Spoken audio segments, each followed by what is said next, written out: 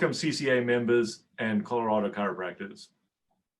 Just a note on what we've been doing at the CCA. We've had an intense time, as you all know, with the various COVID restrictions and the COVID lockdown that we experienced earlier this year in March, April, and May.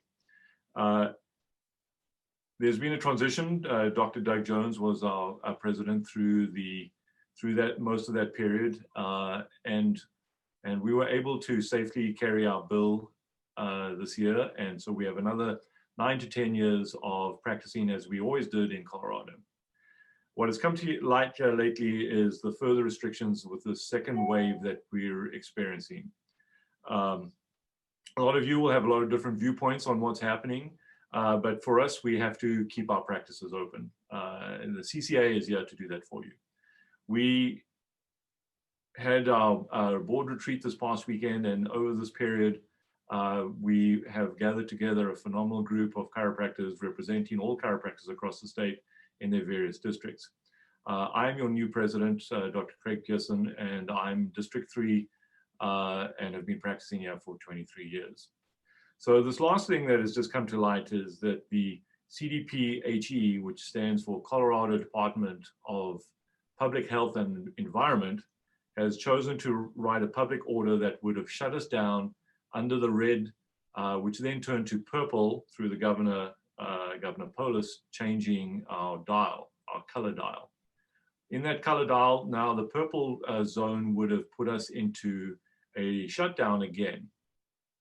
This information came to our executive director, Dr. Rachel Wendt, who's done a phenomenal job for us.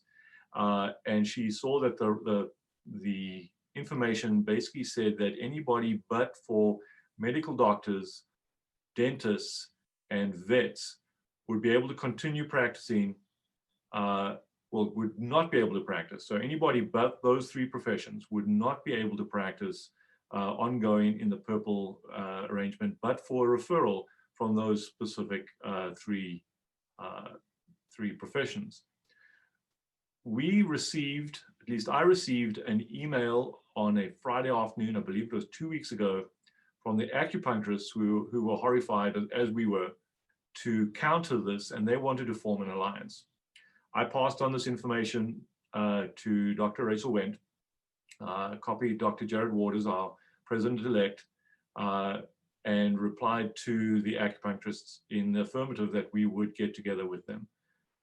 By Monday, we had 7 professional organizations, including the PTs, acupuncturists, massage therapists, speech therapists, occupational therapists, and I forget now who else, but at least there were 7 organizations who were on a Zoom call on the Monday night in agreement that we should push back against this order, since we were doing a tremendous amount to keep people healthy under these COVID restrictions. By the following morning, 10 a.m., 7 organizations, with the help of lobbyists, had signed a letter which was then passed on to the governor. You can find this letter on our website, and we can explain it further on a later video as well, if you would like. We then found that there was pushback from the CDPHE, and so we hired, after an executive meeting with the CCA, executive meeting of the board of the CCA, we decided to hire an attorney to look at all the legal ramifications that this would entail and what it meant to get a referral from somebody else. Now, we know that some chiropractors have really good understanding with some of their local professionals, but for the most part, we don't see a lot of referrals coming from these other professionals. Besides that, I just don't think it's an acceptable thing to have to wait on a referral from other professionals. Furthermore, why would you want to send a patient on to somebody who they don't know to have them come back to us in a time when we're trying to restrict public contact?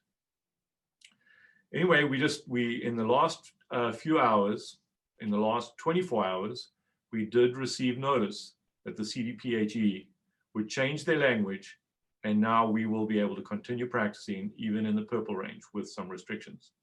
But the positive note here is the CCA board has been able to react for all our members and hire an attorney in short notice, be able to react to the CDPHE and get the public notice changed so that we can practice ongoing through the worst of our restrictions that might be forthcoming with the second wave.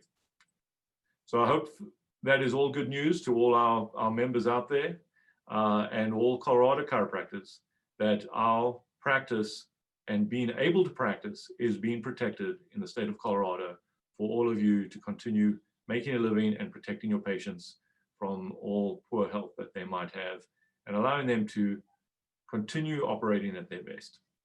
Thank you for your attention.